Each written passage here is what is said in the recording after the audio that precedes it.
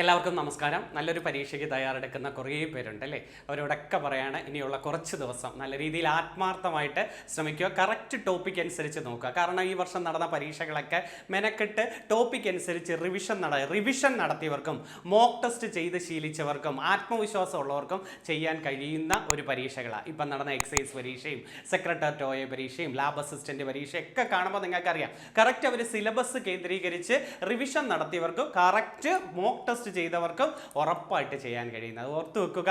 അതുകൊണ്ട് പൂർണ്ണമായും ഡെഡിക്കേറ്റ് ചെയ്യുക. ഇനിയുള്ള കുറച്ച് ദിവസം വലിയ യാത്രകളൊന്നും ചെയ്യേണ്ട. Maximum revision, English, maths, current affairs update ആയിരിക്കണം. മെയ് തൊട്ടുള്ള കറണ്ട് അഫേഴ്സ് അങ്ങ് പഠിച്ചോ. ജൂൺ വേണമെങ്കിലും പഠിച്ചോ. ജൂണ്, മെയ്, ഏപ്രിൽ അങ്ങോട്ട് ബാക്കിലോട്ട് നല്ലോണം അങ്ങ് പഠിക്കുക. കാരണം പ്രധാനപ്പെട്ട കാര്യങ്ങളെല്ലാം പഠിച്ച് പോവുക. ഉറപ്പ് വരുത്തുക, കൃത്യമായ ഒരു ടൈം ടേബിളിൽ സെറ്റ് ചെയ്ത് ഉറപ്പ് വരുത്തുക. മനസ്സ് ചിലപ്പോഴൊക്കെ ഡള്ളാവും. ചിലപ്പം വീട്ടിലെ പ്രശ്നങ്ങൾ കാരണോ അല്ലെങ്കിൽ അച്ഛനുമായിട്ടുള്ള വഴക്ക് കാരണോ അല്ലെങ്കിൽ എന്തെങ്കിലുമൊക്കെ വരും. അതെല്ലാം ഇപ്പോൾ മാറ്റി വെക്കേണ്ട സമയം. കാരണം എന്തെങ്കിലും പെട്ടുപോയി ഡള്ളായി കഴിഞ്ഞാൽ ആരാണ് ഇത്രയും നാൾ ഇറങ്ങി തിരിച്ചത്? നിങ്ങൾക്ക് വേണ്ടിയല്ലേ. അതെല്ലാം മാറ്റി വെക്കുക. ചിലപ്പം വിഷമങ്ങളായിരിക്കും, അതൊന്നും ഇപ്പം ചിന്തയില്ല. ഇപ്പം എന്താണ് ചിന്ത? വരുന്ന പരീക്ഷയിൽ നല്ലൊരു റാങ്ക് നേടുക. നല്ലൊരു റാങ്ക് നിങ്ങൾ ആഗ്രഹിച്ച് എത്ര നാൾ കൊണ്ട് നിൽക്കുക അല്ലേ? കഴിഞ്ഞ പരീക്ഷകളിൽ മാർക്ക് കുറഞ്ഞവർ കാണും, കഴിഞ്ഞ പരീക്ഷയിൽ റാങ്ക് ഇച്ചിരി താന്നവർ കാണും. അവരോടൊക്കെ എനിക്ക് എടുത്തു പറയുന്നത്, ഈ പരീക്ഷയിൽ പഠിച്ച് ഏറ്റവും നല്ല റാങ്ക് നേടി നിങ്ങൾ തീർച്ചയായിട്ടും നിങ്ങളുടെ ആഗ്രഹത്തിനനുസരിച്ച് നിങ്ങൾക്ക് എത്രയോ നാളുകൊണ്ട് പ്രതീക്ഷിക്കുന്ന ഒരു അഡ്വൈസ് ലെറ്റർ കിട്ടണമെന്നല്ലേ? നിങ്ങളുടെ മുമ്പിൽ നല്ല പരീക്ഷയില്ലേ? ഫയർഫോഴ്സ് വരുന്നു, പോലീസ് വരുന്നു, ഡ്രൈവർ പരീക്ഷകൾ വരുന്നു, അസിസ്റ്റന്റ് സെയിൽസ്മാൻ പരീക്ഷകൾ വരുന്നു. അപ്പോൾ നിങ്ങൾ തീർച്ചയായിട്ടും 100 അല്ലല്ലോ നമ്മുടെ ലക്ഷ്യം എന്ന് പറയുന്നത്. കറക്റ്റ് കട്ട് ഓഫിനേക്കാൾ ഒരു 15 മാർക്കെങ്കിലും കൂടി നിൽക്കണം എന്ന രീതിയിൽ കൊണ്ടുവരിക. അതിന് മുന്നോട്ടുള്ള യാത്രകൾ നല്ല രീതിയിൽ മതി. ഇപ്പം ഹിസ്റ്ററി എടുക്കുകയാണെങ്കിൽ പ്രധാനപ്പെട്ട ലോകമഹായുധങ്ങളൊക്കെ പഠിച്ചോ. ജിയോഗ്രഫി എടുക്കുമ്പോഴും ഭരണഘടന എടുക്കുമ്പോഴും കറക്റ്റ് ടോപ്പിക്കാണ്. മൗലികാവകാശം, നിർദ്ദേശക തത്വം അല്ലെങ്കിൽ ലിസ്റ്റുകൾ, ഭരണഘടന, ഭേദഗതികൾ, ഉത്തരമഹാസമതലം, ഉപദ്വീപ്യ പീഠഭൂമി, ഉപദ്വീപ്യ നദികൾ അല്ലേ, അന്തരീക്ഷ പാളികൾ, കാറ്റുകൾ, മേഘങ്ങൾ, കറക്റ്റ് ടോപ്പിക്ക് നോക്കിയേ. നിങ്ങളിൽ വാരി വലിച്ച് പഠിക്കാതെ മേഘങ്ങളിലെല്ലാം പഠിച്ചോ, കാറ്റുകളെല്ലാം പഠിച്ചിട്ടുണ്ടോ, അന്തരീക്ഷ പാളികൾ, ഭൂവൽക്കം, മാൻറ്റിൽ, അകക്കാമ്പ്, ഈ ഒരു സെക്ഷൻ അനുസരിച്ച് ഒന്ന് പഠിച്ചു നോക്കിയാൽ തീർച്ചയായിട്ടും നിങ്ങൾക്ക് കിട്ടും. വേറെ ഒന്നും നോക്കണ്ട. പിന്നെ മാക്സിമം ഇംഗ്ലീഷ് നല്ല റിവിഷൻ നടത്തിയാൽ കിട്ടും. ഇംഗ്ലീഷിൻ്റെ ചില കോഡുകളൊക്കെ പഠിച്ചിട്ടില്ലേ? One of, as well as, with, together with, neither nor, either or, ഇങ്ങനെയുള്ളതും reporter speech, passive voice, if clause, ഇങ്ങനെയുള്ളത് ഇച്ചിരി മെനക്കെട്ട് പഠി. ഓക്കെ, മെനക്കെട്ട് എനിക്ക് പറ്റത്തില്ല എന്ന് നോക്കണ്ട. ഇഫ് ക്ലോസ് ഒക്കെ പറ്റും. തീർച്ചയായിട്ടും ചിലവർ മനസ്സിൽ വിചാരിച്ചാണ് എനിക്ക് ഇംഗ്ലീഷ് അറിഞ്ഞുകൂടാ സാറേ, അർത്ഥം അറിഞ്ഞുകൂടാ എന്നൊന്നും നോക്കണ്ട. കുറച്ച് നല്ല കൂട്ടുകാരെയും നല്ല ക്ലാസ്സുകളും കണ്ടു കഴിഞ്ഞാൽ തീർച്ചയായിട്ടും അതിലോട്ടുണ്ട്. മലയാളം അതുപോലെ, മലയാളമൊക്കെ പഠിച്ചാൽ കിട്ടും. വചനങ്ങൾ പഠിക്കുക, എതിർലിംഗം പഠിക്കുക, തെറ്റുതിരുത്തുക പഠിക്കുക. കറക്റ്റ് അതിൽ നിന്ന് തന്നെയാണ് ചോദിക്കുന്നത്. അപ്പം ഇംഗ്ലീഷ്, മാത്സ്, മലയാളം ഒരു 30 മാർക്ക് സ്കോർ ചെയ്യാം. അതുപോലെ സ്പെഷ്യൽ ടോപ്പിക്ക് മെനക്കെട്ടാൽ കിട്ടാവുന്നതേ ഉള്ളൂ. ചിലപ്പോൾ 20 കിട്ടിയില്ലെങ്കിലും നിങ്ങൾ എനിക്ക് സ്പെഷ്യൽ ടോപ്പിക്ക് വേണ്ട എന്ന് പറഞ്ഞ് മാറ്റരുത്. ഒരു 20 മാർക്കിൽ ഒരു 10 മാർക്കിൽ കൂടുതൽ എന്തായാലും നിങ്ങൾ മെനക്കെട്ടാൽ പോക്സോ ആക്ട് ആയാലും വിവരാവകാശമായാലും അങ്ങനെയുള്ള കാര്യങ്ങളെല്ലാം നിങ്ങൾക്ക് കിട്ടും. മുന്നോട്ട് പോവുക. എൻ്റെ എല്ലാവിധമായ ആശംസകളും. എന്നാൽ കഴിയുന്ന കുറച്ച് നാൾ റിവിഷൻ, പരീക്ഷയോടനുബന്ധിച്ച് നിങ്ങൾക്ക് അത്യാവശ്യം വേണ്ടത് റിവിഷൻ അല്ലേ? റിവിഷനുമായിട്ട് വന്നിരിക്കുകയാണ്. തീർച്ചയായിട്ടും കുറേ റിവിഷനുമായിട്ട് ഞാൻ എന്തായാലും പരീക്ഷയ്ക്ക് മുമ്പ് നിങ്ങൾക്കിപ്പം നിങ്ങളുടെ വിജയത്തിൽ എപ്പോഴും എന്നാൽ കഴിയുന്നത്, നമ്മളിപ്പം പ്രതീക്ഷിക്കുന്നതും നിങ്ങൾ അതായിരിക്കും അല്ലേ? സാറൊന്ന് റിവിഷനൊക്കെ തന്നായിരുന്നെങ്കിൽ ഫ്രീ കിട്ടുന്ന സമയത്തൊക്കെ ഞങ്ങൾക്ക് ഇങ്ങനെ കേട്ടോണ്ടിരിക്കാമല്ലോ. അത് തന്നെയാണ് തീർച്ചയായിട്ടും നിങ്ങളുടെ വിജയത്തിൽ. ഓരോ മീറ്റപ്പിലും ഓരോ കുട്ടികൾ വന്ന് പറയുമ്പോൾ നമുക്കും ഒരു അഭിമാനം. അതൊക്കെ പ്രയോജനപ്പെട്ടു സാറേ. ഒത്തിരി സന്തോഷമാണ്. സാറിൻ്റെയൊക്കെ മോട്ടിവേഷനും സാറിൻ്റെയൊക്കെ റിവിഷൻ ക്ലാസ്സും ഒക്കെ കേൾക്കുമ്പോഴാണ് ഞങ്ങൾക്ക് എന്തെങ്കിലുമൊക്കെ ആയി വീണ്ടും ഉണരുന്നത്. അത് തീർച്ചയായിട്ടും അതിനുവേണ്ടി തന്നെയാണ് ഞങ്ങളൊക്കെ വന്നിരിക്കുന്നത്.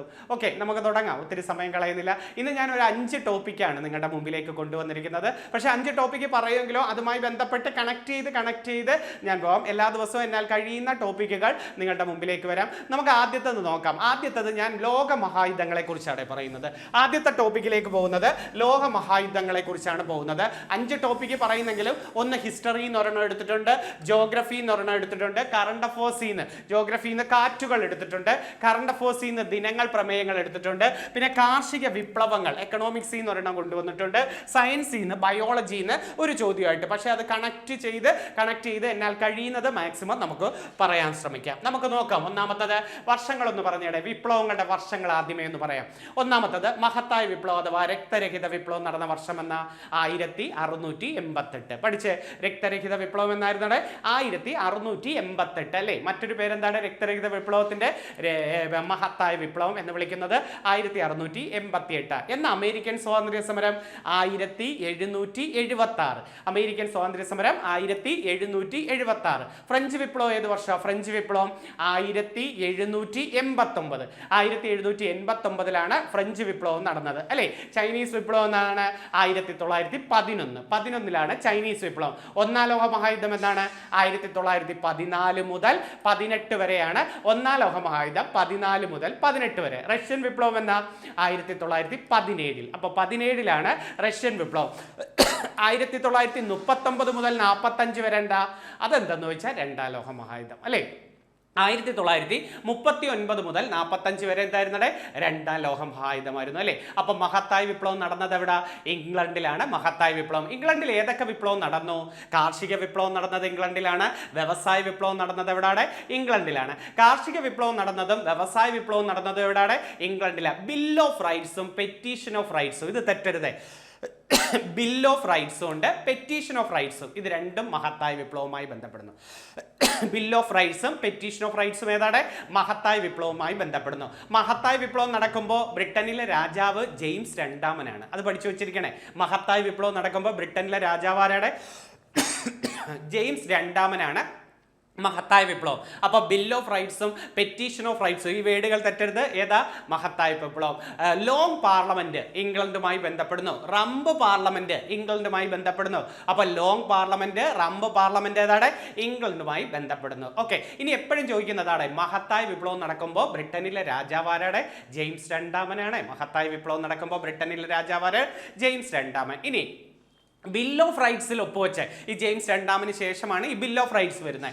ബിൽ ഓഫ് റൈറ്റ്സിൽ ഒപ്പുവെച്ച രാജാവിന്റെ പേര് ചോദിക്കും. മറന്നുപോരുത്.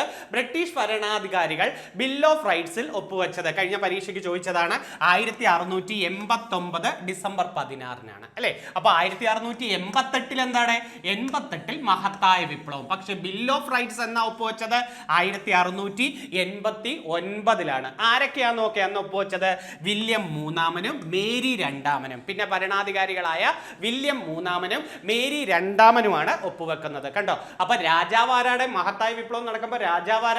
ബ്രിട്ടനിലെ രാജാവ് ജെയിംസ് രണ്ടാമനാണ്. പക്ഷെ ബിൽ ഓഫ് റൈറ്റ്സിൽ ഒപ്പുവെച്ചത് ആരാടെ? ബിൽ ഓഫ് റൈറ്റ്സിൽ ഒപ്പുവെച്ചത് വില്യം മൂന്നാമനും മേരി രണ്ടാമനുമാണ്. ഓർത്തു വെച്ചിരിക്കണേ. അപ്പൊ എന്താണ് ഈ ബിൽ ഓഫ് റൈറ്റ്സ് എന്ന് ചോദിച്ചാൽ ഒരു പക്ഷേ ചില അടിസ്ഥാന പൗരാവകാശങ്ങൾ സ്ഥാപിക്കുകയും അടുത്ത കിരീടാവകാശി ആരാണെന്ന് വ്യക്തമാക്കുകയും ചെയ്യുന്ന ബ്രിട്ടീഷ് പാർലമെന്റിന്റെ നിയമമാണ് ഏതെന്ന് പറയുന്നത്? ബിൽ ഓഫ് റൈറ്റ്സ് എന്ന് പറയുന്നത്. അടുത്ത നോക്കേ, പെറ്റീഷൻ ഓഫ് റൈറ്റ്സ്. മറന്നു പോരുത്. പെറ്റീഷൻ ഓഫ് റൈറ്റ്സ് എന്ന പ്രമാണത്തിൽ ഒപ്പുവെച്ച വർഷം 1628 ഒപ്പുവെച്ചു. Petition of rights. അന്ന് ചാൾസ് ഒന്നാമനായിരുന്നു രാജാവ്. രാജാവാരായിരുന്നു? ചാൾസ് ഒന്നാമൻ. അപ്പൊ ഇതൊന്ന് പഠിച്ചു വെച്ചിരുന്നാൽ മതി. പെറ്റീഷൻ ഓഫ് റൈറ്റ്സും ഏത് രാജ്യവുമായി ബന്ധപ്പെടുന്നത്? ഇംഗ്ലണ്ടുമായി ബന്ധപ്പെടുന്നു. ഓക്കെ. ഇംഗ്ലണ്ടിലെ രാജാവിന്റെ സ്വേച്ഛാധികാരങ്ങളെ നിയന്ത്രിക്കുന്ന ഒരു നിയമമായിരുന്നു ഇത്. ലോങ് പാർലമെന്റ് ഏത് വിപ്ലവവുമായി ബന്ധപ്പെടുന്നു? ഇംഗ്ലണ്ട്. അതും എടുത്തു ചോദിക്കാം. ലോങ് പാർലമെന്റ് 1640 to 1660 വരെയായിരുന്നു. പിന്നീട് പാർലമെന്റ് നീച്ചത്. നേരത്തെ രാജാവിന്റെ അധികാരങ്ങളാണ്. ലോങ് പാർലമെന്റ് വരുന്നത് ഇംഗ്ലണ്ടിലാണ്. അപ്പൊ ഇതും ഈ വേർഡും ഓർത്തു വെച്ചിരിക്കുക. മഹത്തായ വിപ്ലവത്തിലെ ഒരു വേർഡാണ്. പിന്നെ ഒരു വേർഡും കൂടെ ഉണ്ട്, റംബ് പാർലമെന്റ്. ഇതും കൂടെ ഒന്ന് പിടിച്ചു വെക്കട്ടെ. ഇംഗ്ലണ്ടിൽ ഒളിവർ ക്രോംവെലിന്റെ കാലത്ത്, അവിടുത്തെ രാജാവായിരുന്ന ഒളിവർ ക്രോംവെലിന്റെ കാലഘട്ടത്തിലാണ് റംബ് പാർലമെന്റ്. അങ്ങ് ഡീപ്പായിട്ട് ഞാൻ പറയുന്നില്ല, മെയിൻ പോയിന്റുകൾ മാത്രമേ പറയുന്നുള്ളൂ. ഇംഗ്ലണ്ടിൽ രക്തരഹിത വിപ്ലവം നടന്ന വർഷം എന്നാണ് 1688. ആ സമയത്ത് രാജാവിന്റെ പേര് പറ? ജെയിംസ് രണ്ടാമനാണ്. ആരാടെ മഹത്തായ വിപ്ലവം എന്ന് രക്തരഹിത വിപ്ലവത്തെ വിളിച്ചത്? മഹത്തായ വിപ്ലവം എന്ന പദം ആദ്യമായിട്ട് കൊണ്ടുവന്ന വ്യക്തി ജോൺ ഹംപ്ടൺ ആണ്. അപ്പൊ മഹത്തായ വിപ്ലവം എന്ന പദം ആദ്യമായിട്ട് കൊണ്ടുവന്ന വ്യക്തി ആരായിരുന്നത്? ജോൺ ഹംപ്ടൺ ആണ്. ഇനി 2-3 പോയിന്റുകളുണ്ട്. 2-3 പോയിന്റ് ഒക്കെ. അമേരിക്കൻ ഭരണഘടനയുടെ ആദ്യ 10 ഭേദഗതികളെ നമുക്ക് ബിൽ ഓഫ് റൈറ്റ്സ് എന്ന് വിളിക്കാറുണ്ട്. അതൊന്ന് ഓർത്ത് വെച്ചിരിക്കുക. കാർഷിക വിപ്ലവവും വ്യവസായ വിപ്ലവവും നടന്നത് എവിടെയാണ്? ഇംഗ്ലണ്ടിലാണ്. കാർഷിക വിപ്ലവവും വ്യവസായ വിപ്ലവവും നടന്നത് എവിടെ? ഇംഗ്ലണ്ടിൽ. ഇനി ഇംഗ്ലണ്ടിലെ വ്യവസായ വിപ്ലവത്തെ കുറിച്ച് പ്രതിപാദിക്കുന്ന നമ്മുടെ ജവഹർലാൽ നെഹ്റുവിന്റെ കൃതിയാണ്. ഞാൻ അത് വായിച്ചതിന് ശേഷം എക്സ്പ്ലെയിൻ ചെയ്തു തരാം.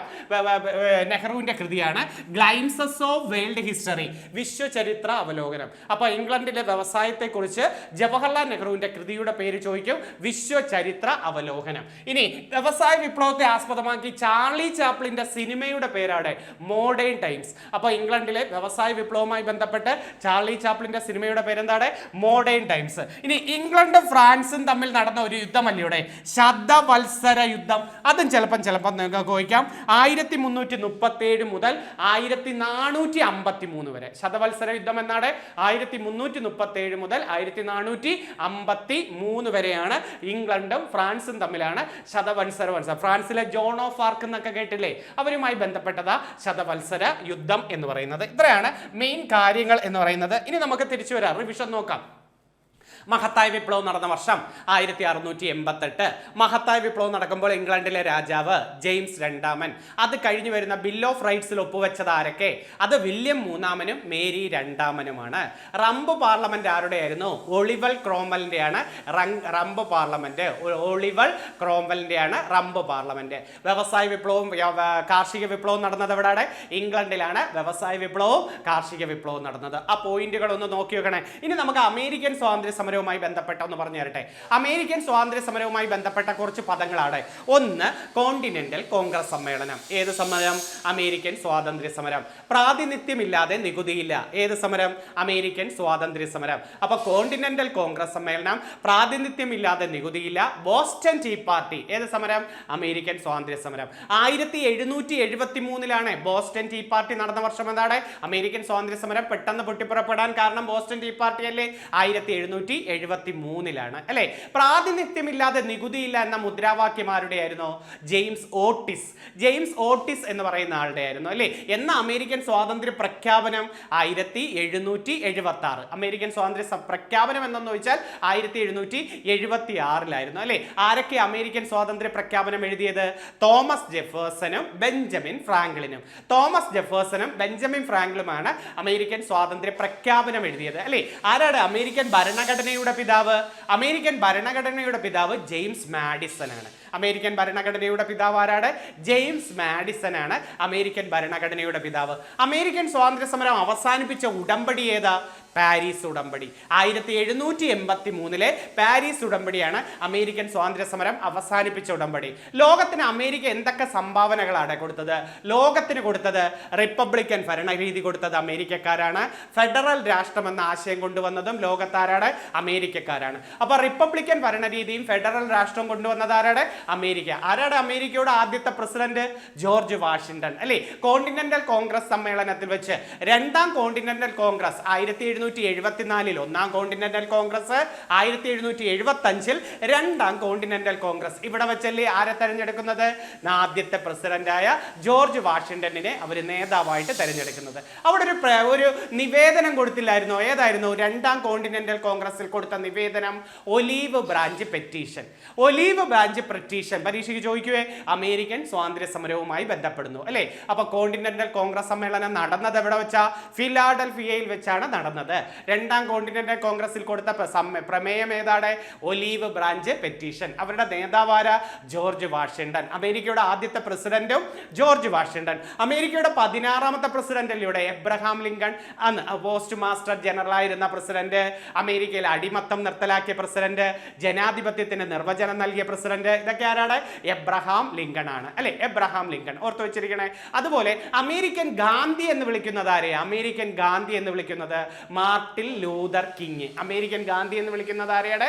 മാർട്ടിൻ ലൂതർ കിങ്ങിനെയാണ് അമേരിക്കയുടെ ഗാന്ധി എന്ന് വിളിക്കുന്നത്. അത് നല്ലൊരു ക്വസ്റ്റ്യൻ ആയിരുന്നല്ലേ. ഫ്രഞ്ച് വിപ്ലവം നടന്ന വർഷം പറഞ്ഞ് 1789. ഇനി ഫ്രഞ്ച് വിപ്ലവവുമായി പരീക്ഷയ്ക്ക് ചോദിക്കുന്ന 3 വേർഡുകൾ പറയട്ടെ.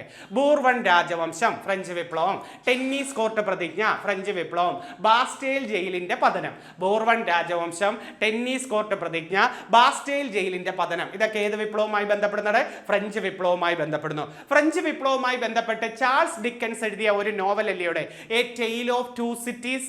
അപ്പൊ a tale of two cities ഏത് വിപ്ലവവുമായി ബന്ധപ്പെടുന്നത്? ഫ്രഞ്ച് വിപ്ലവവുമായി ബന്ധപ്പെടുന്നു. ഓക്കെ, അപ്പം ആരാ എഴുതിയത് a tale of two cities? Charles Dickens. പാരീസും ലണ്ടനുമാണ് ആ 2 സിറ്റീസ് എന്ന് പറയുന്നത്. ഫ്രഞ്ച് വിപ്ലവത്തിലെ 3 തത്വചിന്തകരല്ലേ? Rousseau, Voltaire, Montesquieu.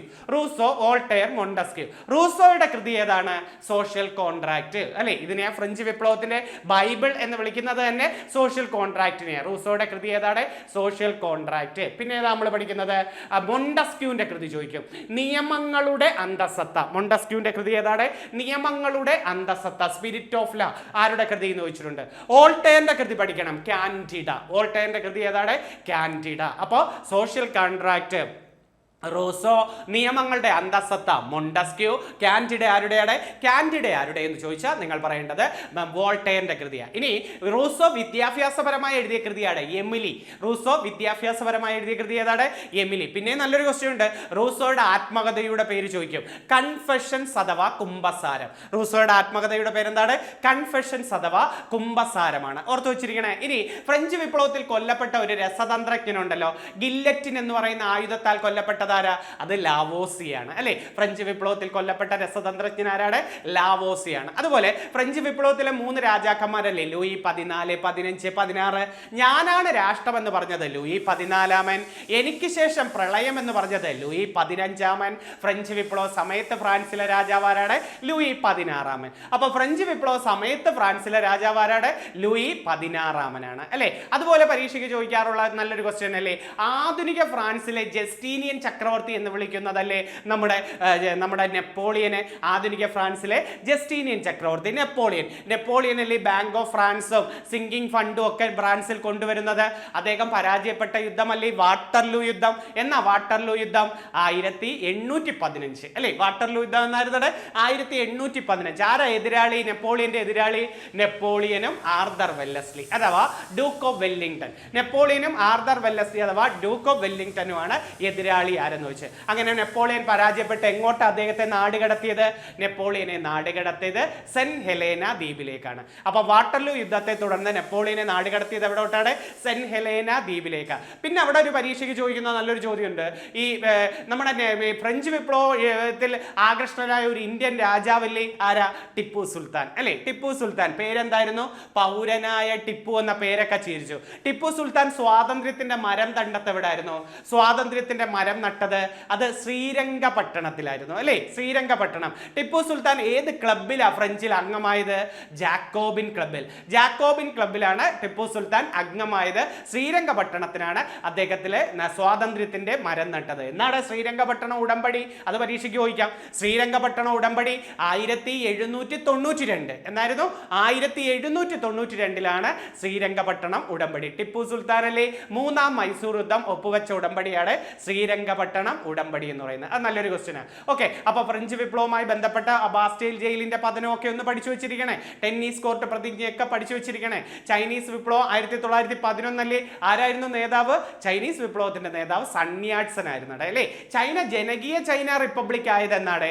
ജനകീയ ചൈന കമ്മ്യൂണിസ്റ്റ് റിപ്പബ്ലിക് ആയത് അത് 1949 ഒക്ടോബർ 1 അല്ലേ. മാവോ സേ തൂങ്ങിന്റെ നേതൃത്വത്തിലല്ലേ ജനകീയ ചൈന കമ്മ്യൂണിസ്റ്റ് റിപ്പബ്ലിക് ആയത്?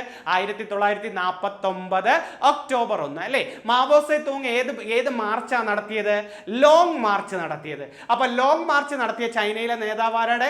Mao say തൂങ്. വർഷം 34 1934 ലോങ് മാർച്ച് നടത്തിയത്. അപ്പൊ ലോങ് മാർച്ച് ഏത് വർഷമാണ്? 1934 ലോങ് മാർച്ച്. മാവോ സേ തൂങ്ങിന്റെ സേനയല്ലേ ചുവന്ന സേന എന്ന് വിളിക്കുന്നത്. ചുവന്ന സേന ആരുടെയാണ്? Mao say തൂങ്. ചുവന്ന കുപ്പായക്കാർ ആരുടെയാണ്?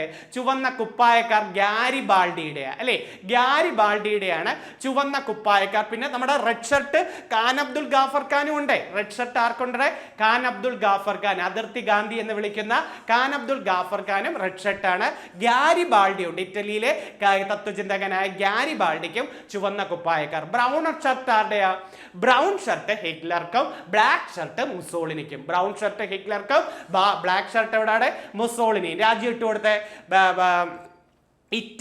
ഇറ്റലിയിൽ ഫാസിസം. ബ്രൗൺ ഷർട്ട് അല്ല, ബ്ലാക്ക് ഷർട്ട്. അപ്പൊ Italy Mussolini, fascism, black shirt. ഇനി Germany Nazism, brown shirt Hitler. Germany Nazism. Germany ഏതായിരുന്നു? നാസിസം. ബ്രൗൺ ഷർട്ട് ഹിറ്റ്ലർ ആണ്. അത് ഇത്രയും ഓർത്ത് വെച്ചിരിക്കണേ. പിന്നെ പരീക്ഷയ്ക്ക് ആവർത്തിക്കുന്ന ഒരു ചോദ്യം ഉണ്ടായിരുന്നത് 1ാം ലോകമഹായുദ്ധം 14 to 18 1ാം ലോകമഹായുദ്ധം 10. റഷ്യൻ വിപ്ലവം എന്നായിരുന്നത് 17. റഷ്യയുടെ പാർലമെന്റിന്റെ പേരെന്താ? ഡ്യൂമ. റഷ്യയുടെ പാർലമെന്റിന്റെ പേരെന്തായിരുന്നത്? ഡ്യൂമ. റഷ്യൻ വിപ്ലവത്തിന്റെ നേതാവ് ആരായിരുന്നത്? ലെനിനാണ് റഷ്യൻ വിപ്ലവത്തിന്റെ നേതാവ്. രണ്ടാം ലോകമഹായുദ്ധം 39 മുതൽ 45 വരെയല്ലേ ഇവിടെ? രണ്ടാം ലോകമഹായുദ്ധത്തെ ആസ്പദമാക്കി ഗൂർണിക്ക എന്ന പെയിന്റിംഗ് വരച്ചതാരാ? ഗൂർണിക്ക എന്ന പെയിന്റിംഗ് വരച്ചത് പിക്കാസോ. ഗൂർണിക്ക എന്ന പെയിന്റിംഗ് പിക്കാസോ. മണി മുഴങ്ങുന്നത് ആർക്ക് വേണ്ടി എന്ന് പറഞ്ഞ ഒരു നോവൽ എഴുതിയത് ആരാന്നറിയാമോ? രണ്ടാം ലോകമഹായുദ്ധത്തെ ആസ്പദമാക്കി മണി മുഴങ്ങുന്നത് ആർക്ക് വേണ്ടി എന്നത് എഴുതിയത് ഏണസ്റ്റ് ഹെമിംഗ്വേ ആണ്. ഏണസ്റ്റ് ഹെമിംഗ്വേ ആണ്. അതുപോലെ പരീക്ഷയ്ക്ക് ചോദിക്കാതെ അമ്മ എന്ന പ്രശസ്ത കൃതി ആരുടെയെന്ന് ചോദിച്ചിട്ടുണ്ട്. അമ്മ അഥവാ മദർ എന്ന പ്രശസ്ത കൃതി മാക്സിം ഗോർക്കിയുടെയാണ്. മാക്സിം ഗോർക്കിയുടെ പ്രശസ്ത കൃതി ഏതാണ്? അമ്മയാണ്. അതുപോലെ ചോദിച്ചിട്ടുണ്ട് സ്വാതന്ത്ര്യത്തിലേക്കുള്ള ദീർഘയാത്ര ലോങ് വാക്ക് ടു ഫ്രീഡം ആരുടെ കൃതി എന്ന് ചോദിച്ചിട്ടുണ്ട്. നെൽസൺ മണ്ടേലയുടെയാണ്. സ്വാതന്ത്ര്യത്തിലേക്കുള്ള ദീർഘയാത്ര ആരുടെയാണ്? Nelson Mandela. Long walk to freedom. അതുപോലെ ഫ്രീഡം ഫ്രം ഫിയറോ? ഫ്രീഡം ഫ്രം ഫിയർ പരീക്ഷയ്ക്ക് ചോദിച്ചിട്ടുണ്ട്. Aung San Suu. Freedom from exile Dalai Lama. Freedom from ഫിയറും അങ്ങനെ കണ്ട രണ്ട് ചോദ്യമുണ്ട്. ഫ്രീഡം ഫ്രം ഫിയറും ഫ്രീഡം ഫ്രം എക്സൈൽ. എക്സൈൽ ചോദിച്ചാൽ ദലൈ ലാമയും ഫിയർ ചോദിച്ചാൽ ആങ് സാൻ സൂക്കിയുമായിരുന്നു. ഓർത്ത് വെച്ചിരിക്കണേ. അത് പരീക്ഷയ്ക്ക് ചോദിക്കാൻ പറ്റിയൊരു നല്ലൊരു ക്വസ്റ്റ്യൻ. അപ്പൊ ലോങ് വാക്ക് ടു ഫ്രീഡം ആരുടെയാണ്? The long walk to freedom അഥവാ സ്വാതന്ത്ര്യത്തിലേക്കുള്ള ദീർഘയാത്ര നെൽസൺ മണ്ടേല. ഭാരതരത്നം നേടിയ 2 വിദേശികളിൽ ഒരാള് നെൽസൺ മണ്ടേലയാ. 2 വിദേശികളെ ഭാരതരത്നം കൊടുത്തിട്ടുള്ളൂ. ആർക്കൊക്കെയാ? 1987 ഖാൻ അബ്ദുൾ ഗാഫർ ഖാനും 1990 നെൽസൺ മണ്ടേലയും. അപ്പം ഭാരതരത്നം നേടിയ 2 വിദേശികൾ ആരാടെ? 87 ഖാൻ അബ്ദുൾ ഗാഫർ ഖാൻ, 90 ആരായിരുന്നത്? Nelson Mandela. രണ്ടാം ലോക മഹായുദ്ധത്തെ തുടർന്ന് ഇനി ഒരു യുദ്ധം ഉണ്ടാകാതിരിക്കാനല്ലേ UNO വന്നത്? എന്നാ UN ദിനം എന്ന 1945 ഒക്ടോബർ 24. UNO എന്നാണ് രൂപീകരിച്ചത്? 45 ഒക്ടോബർ 24. അതുകൊണ്ട് UN ദിനം എന്ന ഒക്ടോബർ 24. UNOയുടെ ആസ്ഥാനം എവിടെ? ന്യൂയോർക്കിലെ മാൻഹട്ടൻ ദ്വീപ്. UNOയുടെ ആസ്ഥാനം എവിടെയാണ്? ന്യൂയോർക്കിലെ മാൻഹട്ടൻ ദ്വീപിലാണ്. പ്രധാനപ്പെട്ട സംഘടനകൾ ആസ്ഥാനങ്ങൾ എന്ന് പറഞ്ഞാൽ യുനെസ്കോ എവിടാ? UNESCO Paris. യുണിസെഫിന്റെ ആസ്ഥാനം എവിടാ? ന്യൂയോർക്ക്. യുനെസ്കോ പാരീസ് ആണെങ്കിൽ യുണിസെഫ് എവിടെയാണ്? ന്യൂയോർക്ക്. ലോകബാങ്കും IMF എവിടാ? Washington DC. ലോകബാങ്കും IMFന്റെ ആസ്ഥാനം എവിടെയാണ്? Washington DC. നാറ്റോയുടെ ആസ്ഥാനം എവിടെ? NATO ബെൽജിയത്തിലെ Brussels. നാറ്റോയുടെ ആസ്ഥാനം എവിടെയാണ്? ബെൽജിയത്തിലെ ബ്രസൽസ്. യൂറോപ്യൻ യൂണിയന്റെ ആസ്ഥാനം എവിടെ അല്ലേ? യൂറോപ്യൻ യൂണിയന്റെ ആസ്ഥാനവും ബെൽജിയത്തിലെ ബ്രസൽസ് ആണ് അല്ലെ? ഒപ്പക്കിന്റെ ആസ്ഥാനം എവിടെ? ഒപ്പക്ക് എണ്ണ സംഘടനയായ ഒപ്പക്കിന്റെ ആസ്ഥാനം അത് വിയന്ന. ആസ്ട്രിയയുടെ തലസ്ഥാനമായ വിയന്നയാണ് ഒപ്പക്കിന്റെ ആസ്ഥാനം എവിടെയെന്ന് ചോദിച്ചിട്ടുണ്ട് കേട്ടോ. അതുപോലെ ASEANന്റെ ആസ്ഥാനം ചോദിക്കും. ASEAN Jakarta. ASEANന്റെ ആസ്ഥാനം എവിടെയാണ്? ജക്കാർത്ത. അത് നല്ലൊരു ചോദ്യം. അതുപോലെ പരീക്ഷയ്ക്ക് ചോദിക്കാൻ സാധ്യതയുള്ളതാണ് ഈ ഏഷ്യൻ ഡെവലപ്മെന്റ് ബാങ്ക് ADB-യുടെ ആസ്ഥാനം മനില. അത് എപ്പോഴും ആവർത്തിക്കുന്ന ക്വസ്റ്റ്യൻ. ADB-യുടെ ആസ്ഥാനം എവിടെയാണ്? മനിലയാണ്. സാർക്കിന്റെ ആസ്ഥാനം എവിടെയാണെന്നറിയാമോ? സാർക്കിന്റെ ആസ്ഥാനം അത് നേപ്പാളിലെ കാഠ്മണ്ഡു. സാർക്കിന്റെ ആസ്ഥാനം എവിടെയാണ്? നേപ്പാളിലെ കാഠ്മണ്ഡു. ലോക വ്യാപാര സംഘടനയും ലോകാരോഗ്യ സംഘടനയും ജനീവയ. ലോക വ്യാപാര സംഘടനയും ലോകാരോഗ്യ സംഘടനയുടെ ആസ്ഥാനം എവിടെയാണ്? ജനീവയ. IUCN-ന്റെ ആസ്ഥാനം എവിടെയാണ്? പരിസ്ഥിതി സംഘടനയായ IUCN, WWF ഇതിന്റെയൊക്കെ ആസ്ഥാനം എവിടെ? അതിന്റെയൊക്കെ ആസ്ഥാനം എവിടെയെന്ന് ചോദിച്ചാൽ നിങ്ങൾ പറയേണ്ടത് ജനീവയ്ക്കടുത്ത് ഗ്ലാൻഡ് എന്ന് പറയുന്ന സ്ഥലത്താണ്. സ്വിറ്റ്സർലൻഡിലെ ജനീവയ്ക്കടുത്ത് ഗ്ലാൻഡ് എന്ന് പറയുന്നത്. ലോക സംഘടനകൾ ആസ്ഥാനങ്ങൾ പഠിക്കണം. പ്രധാനപ്പെട്ട ലോക മഹായുദ്ധങ്ങൾ റഷ്യൻ വിപ്ലവം ഒക്കെ ഒന്ന് വിളിക്കണേ. ബോൾഷെവിക്കുകളും മെൻഷെവിക്കുകളും രക്തരഹിത ഞായറാഴ്ച അതൊക്കെ ചോദിക്കും. രക്തരൂഷിത ഞായറാഴ്ച. ബോക്സർ കലാപം ഏതാണ്? ബോക്സർ കലാപം ചൈന. കറുപ്പ് യുദ്ധമോ? ചൈനയും ബ്രിട്ടനും തമ്മിൽ. അതൊക്കെ ചോദിക്കാം. കറുപ്പ് യുദ്ധം ആരൊക്കെ തമ്മിലാണ്? 1839-42 കറുപ്പ് യുദ്ധം ചൈനയും ബ്രിട്ടനും. ബോക്സർ കലാപം എന്ന 1900-ലാണ് ബോക്സർ കലാപം. ആ ഭാഗം ഒന്നും കൂടെ ഏറ്റവും പ്രധാനപ്പെട്ടത് കിട്ടും. റിവിഷൻ നടത്തിയാൽ കിട്ടുമെന്നേ. അതൊന്ന് പഠിച്ചിട്ട് പോണേ. ലോക മഹായുദ്ധങ്ങളുമായി ബന്ധപ്പെട്ടത് ഇടയ്ക്ക് ഞാൻ റിവിഷൻ നടത്താൻ രണ്ടാമത്തെ ടോപ്പിക്ക് നോക്കാം. രണ്ടാമത്തെ ടോപ്പിക്ക് ഒക്കെ കാറ്റുകൾ എന്ന് പറയുന്നതാണ്. നമ്മൾ കേട്ടിട്ടുണ്ട്. യൂറോപ്യൻ ചിനൂക്ക് എന്ന് വിളിക്കുന്നത് ഏതിനെയാണ്? യൂറോപ്യൻ ചിനൂക്ക് ഫൊന്നാണ് അല്ലെ? മുന്തിരിക്കുലകൾ ഭാഗമാകാൻ സഹായിക്കുന്ന കാറ്റാണ് ഫൊന്ന്. മുന്തിരിക്കുലകൾ ഭാഗമാകാൻ സഹായിക്കുന്ന കാറ്റ് ഏതാണ്? ഫൊന്നാണ്. മഞ്ഞു തിന്നുന്ന യൂറോപ്യൻ ചിനൂക്ക് എന്ന് വിളിക്കുന്നത് ഏതാണ് എന്നത് ഫൊന്നിനെയാണ്. മുന്തിരിക്കുലകൾ ഭാഗമാകാൻ സഹായിക്കുന്ന കാറ്റ് ഏതാണ്? ഫൊന്ന്. യൂറോപ്പിലെ ആൽസ് പർവ്വതത്തിന്റെ വടക്കൻ ചെരുവിലൂടെ വീശുന്ന കാറ്റാണ് ഫൊന്ന്. വടക്കൻ ചെരുവിലൂടെ വീശുന്ന കാറ്റ് ഏതാണ്? ആൽസ് പർവ്വത നിര. 2 വരും. ഇത് യൂറോപ്പിലെ ആൽസ് പർവ്വത നിരയുടെ വടക്കൻ ചെരുവിലൂടെ വീശുന്ന കാറ്റ് ഏതാണ്? ഫൊന്ന്. നമുക്ക് ചിനൂക്കിനെ ഒന്ന് നോക്കാം. ചിനൂക്ക് ആവർത്തിക്കുന്നത്. ചിനൂക്ക് നോക്കെ വടക്കൻ അമേരിക്കയിലെ റോക്കി പർവ്വത നിരയുടെ കിഴക്കൻ ചെരുവിലൂടെ വീശുന്ന കാറ്റ്. ഇത് ഓർത്തു വെച്ചിരിക്കുക. ഈ വരി വടക്കൻ അമേരിക്കയുടെ റോക്കി പർവ്വതനിരയുടെ കിഴക്കൻ ചെരുവിലൂടെ വീശുന്ന കാറ്റ് ഏതാണ്? ചിനൂക്കാണ്. മഞ്ഞു തിന്നുന്നവൻ എന്നറിയപ്പെടുന്ന കാറ്റ് ചിനൂക്കല്ലേ ആണ്. അപ്പൊ യൂറോപ്യൻ ചിനൂക്ക് ഫൊന്നും, മഞ്ഞു തിന്നുന്നവൻ എന്നറിയപ്പെടുന്ന കാറ്റ് ഏതാണ്? ചിനൂക്കാണ്. ഗോതമ്പ് കൃഷിക്ക് ഏറ്റവും അനുയോജ്യമായ കാറ്റ് ഏതെന്ന് ചോദിച്ചാലും നിങ്ങൾ പറയേണ്ടത് ചിനൂക്കാണ്. മിസ് ഹർമാർട്ടൻ ചോദിക്കും, വെരി വെരി ഇമ്പോർട്ടൻറ്റ്. ഡോക്ടർ എന്ന പേരിൽ അറിയപ്പെടുന്ന കാറ്റ് ഏതാണ്? ഹർമാർട്ടൻ. ഡോക്ടർ എന്ന പേരിൽ അറിയപ്പെടുന്നത് ഏതാ? കർമ്മ. അപ്പൊ യൂറോപ്യൻ ചിനൂക്ക് ഫൊന്ന്, മഞ്ഞു തിന്നുന്നവൻ ചിനൂക്ക്, ഡോക്ടർ എന്ന പേരിൽ അറിയപ്പെടുന്നത് ഏതാണ്? ഹർമാർട്ടൻ. ആഫ്രിക്കയിലെ സഹാറ മരുഭൂമിയിൽ നിന്നും വീശുന്ന കാറ്റാണ് ഹർമാർട്ടൻ. ഗിനിയൻ തീരത്ത് മഴക്കാല രോഗങ്ങൾ ശമിപ്പിക്കാൻ സഹായിക്കുന്ന കാറ്റ് ഏത് എന്നൊരു ആഫ്രിക്കയിലെ ഗിനിയൻ തീരത്ത് മഴക്കാല രോഗങ്ങൾ ശമിപ്പിക്കാൻ സഹായമായ കാറ്റ് ഏതാണ്? ഹർമാർട്ടൻ. ഓർത്തു വെച്ചിരിക്കണേ. അടുത്ത നല്ലൊരു കാറ്റ് ഓക്കെ, മിസ്ട്രൽ ചോദിക്കൂടെ. ചെളി തിന്നുന്നവൻ എന്നറിയപ്പെടുന്ന കാറ്റ് ഏതാണ്? മിസ്ട്രൽ. ചെളി തിന്നുന്നവൻ. നേരത്തെ നമ്മൾ മഞ്ഞു തിന്നുന്നവൻ ആരാ? ചിനൂക്ക്. യൂറോപ്യൻ ചിനൂക്കാര? ഫൊന്ന്. മുന്തിരിക്കുലകൾ ഭാഗമാകുന്നത് ഏതാ? ഫൊന്ന്. ഡോക്ടർ എന്ന പേരിൽ അറിയപ്പെടുന്ന ഏതാ? ഹർമാർട്ടൻ. ചെളി തിന്നുന്നവൻ എന്നറിയപ്പെടുന്ന കാറ്റ് ഏതാണ്? മിസ്ട്രൽ. സസ്യങ്ങൾക്ക് ഏറ്റവും ദോഷകരമായ കാറ്റ് മിസ്ട്രൽ ആണ്. ഇതും ആൽസ് പർവ്വത നിരയിൽ നിന്നും റോൺ താഴ്വരയിലൂടെ, റോഡല്ല റോൺ താഴ്വര വഴി മെഡിറ്ററേനിയൻ കടലിലേക്ക് വീശുന്ന കാറ്റ്. റോൺ താഴ്വര വഴി മെഡിറ്ററേനിയൻ കടലിലേക്ക് വീശുന്ന കാറ്റ് ഏതാണ്? മിസ്ട്രൽ ആണ്. മെഡിറ്ററേനിയൻ കടൽ. അടുത്ത നമ്മൾ ഇന്ത്യയിലേക്ക് വരാടെ മാംഗോ ഷവർ. മാംഗോ ഷവർ എപ്പോഴും ചോദിക്കും. നമ്മുടെ ദക്ഷിണേന്ത്യ ഉണ്ട്, ഉത്തരേന്ത്യ ഉണ്ട്. ഉത്തരേന്ത്യയിൽ വീശുന്ന കാറ്റ് ലൂ, പക്ഷേ ദക്ഷിണേന്ത്യയിൽ വീശുന്ന കാറ്റ് ഏതാണ്? Mango shower. ദക്ഷിണേന്ത്യയിൽ ഉഷ്ണകാലത്ത് വീശുന്ന കാറ്റാണ് മാംഗോ ഷവർ. കേരള കർണാടക തീരങ്ങളിൽ ഇടിയോടുകൂടിയ പേമാരി ഏതാ? Mango shower. കേരള കർണാടക തീരങ്ങളിൽ ഇടിയോടുകൂടിയ പേമാരി ഏതാണ്? Mango shower. മാമ്പഴങ്ങൾ പൊഴിയുന്നത് കൊണ്ടാണ് അങ്ങനെ ഒരു പേര് വന്നത് തന്നെ. അടുത്ത നല്ലൊരു ക്വസ്റ്റ്യൻ, ലൂ. ഉത്തരേന്ത്യയിൽ സമതലങ്ങളിൽ വീശുന്ന വരണ്ട ഉഷ്ണക്കാറ്റിനെ, അപ്പൊ ദക്ഷിണേന്ത്യ പഠിച്ചപ്പോ ഏതാ പറഞ്ഞേ? ദക്ഷിണേന്ത്യയിൽ വീശുന്ന കാറ്റ് മാംഗോ ഷവർ. അതാ എക്സൈസ് പരീക്ഷയ്ക്ക് ചോദിച്ചു അല്ലേ. ഉത്തരേന്ത്യയിൽ വീശുന്ന പരീക്ഷയ്ക്ക് ചോദിക്കും ലൂ ആണ്. ഉത്തരേന്ത്യ, രാജസ്ഥാൻ, ഡൽഹി, ആഗ്ര ഈ പ്രദേശങ്ങളിലൊക്കെ കൂടുതലായിട്ട് ഈ കാറ്റാണ് വീശുന്നത്. രാജസ്ഥാൻ, ഡൽഹിയിലൊക്കെയാണ് ഏറ്റവും കൂടുതൽ ലൂ എന്ന പ്രതിഭാസം ഉള്ളത്. ചെറി ബ്ലോസം കേട്ടിട്ടുണ്ടോ? Cherry blossom. കർണാടകയിലെ കാപ്പിത്തോട്ടങ്ങൾക്ക് ആവശ്യമായ കാറ്റ് ഏതാണ്? ചെറി ബ്ലോസം ആണ്. കാപ്പിത്തോട്ടങ്ങൾക്ക് ആവശ്യമായ കാറ്റ്. നോർവെസ്റ്റർ എന്നും പറഞ്ഞൊരെണ്ണം ഉണ്ടല്ലോ. ആസാം, ബംഗാൾ, ബീഹാർ എന്നിവിടങ്ങളിലെ ഇടിയോടുകൂടിയ പേമാരിയാണ് നോർവെസ്റ്റർ എന്ന് വിളിക്കുന്നത്. ആസാം, ബംഗാൾ, ബീഹാർ എന്നിവിടങ്ങളിലെ ഇടിയോടുകൂടിയ പേമാരി നോർവെസ്റ്റർ. ഇത് പശ്ചിമ ബംഗാളിൽ എടുത്തു പറയും കാൽവൈശാഖി എന്നും വിളിക്കാം. പശ്ചിമ ബംഗാളിൽ നോർവെസ്റ്ററിന്റെ മറ്റൊരു പേരെന്താണ്? കാൽവൈശാഖി എന്ന് വിളിക്കുന്നതാണ്. ഓർത്തു വെച്ചിരിക്കണേ, പശ്ചിമ ബംഗാളിൽ. ഇനി കുറച്ച് ചക്രവാതങ്ങൾ പരീക്ഷയ്ക്ക് പണ്ടേ കണ്ടിട്ടുണ്ട്. 12th ലെവൽ പരീക്ഷയ്ക്ക് കാണുന്നത് വില്ലി വില്ലീസ് എന്നത് ചക്രവാതം ഓസ്ട്രേലിയയിൽ. തെറ്റരുത് പേര്, വില്ലി വില്ലീസ്. എവിടെയാണ്? ഓസ്ട്രേലിയ. ഹരിക്കെയിൻ എന്ന് പറയുന്ന കാറ്റ് West Indies. Hurricane West Indies. Tornado അമേരിക്കയിലാണ്. Willy willies Australia, hurricane West Indies, tornado എവിടെയാണ്? ഓസ്ട്രേലിയ, അമേരിക്കയിലാണ്. കാറ്റുമായി ബന്ധപ്പെട്ട ഒരു നിയമം പഠിച്ചു വെച്ചിരിക്കണേ, ഫെറൽ നിയമം. കാറ്റുമായി ബന്ധപ്പെട്ട ഒരു നിയമം ഏതാണ്? ഫെറൽ നിയമം. എന്തുമായി ബന്ധപ്പെടുന്നു? കാറ്റ്. അതുപോലെ കൊറിയോലിസിസ് പ്രഭാവം. കൊറിയോലിസിസ് പ്രഭാവം എന്തുമായി ബന്ധപ്പെടുന്നു? കാറ്റുമായി ബന്ധപ്പെടുന്നു. അപ്പൊ കാറ്റുമായി ബന്ധപ്പെട്ട രണ്ട് നിയമങ്ങൾ, ഫെറൽ നിയമവും കൊറിയോലിസിസ് പ്രഭാവവും. കാറ്റിനെ കുറിച്ചുള്ള പഠനം ഏത് പേരിൽ അറിയപ്പെടുന്നു? അനിമോളജി. കാറ്റിനെ കുറിച്ചുള്ള പഠനം ഏതാണ്? അനിമോളജി. കരക്കാറ്റ് വീശുന്നത് രാത്രി. ഇത് നോട്ട് ചെയ്തോണേ. കരക്കാറ്റ് രാത്രി, കടൽക്കാറ്റ് പകല്. രാ വരുന്നത് രാത്രിക്ക് തന്നെ കൊടുക്കുക. കരക്കാറ്റ് രാത്രി, കടൽക്കാറ്റ് ഏതാണ്? പകലാണ് കൊടുക്കുന്നത്. അതുപോലെ പർവ്വതക്കാറ്റ് രാത്രിയാണ്. പർവ്വതക്കാറ്റ് രാത്രി, താഴ്വരക്കാറ്റ് പകൽ. ഇത് രണ്ടും ആവർത്തിച്ചിട്ടുണ്ട് ഇപ്പൊ കേട്ടോ. പർവ്വതക്കാറ്റ് വീശുന്നത് എവിടെയാണ്? എപ്പോഴാ? രാത്രിയിലും. താഴ്വരക്കാറ്റ് വീശേണ്ടത് എപ്പോഴാണ്? പകലുമാണ്. അപ്പം കരക്കാറ്റ് രാത്രി, കടൽക്കാറ്റ് പകല്.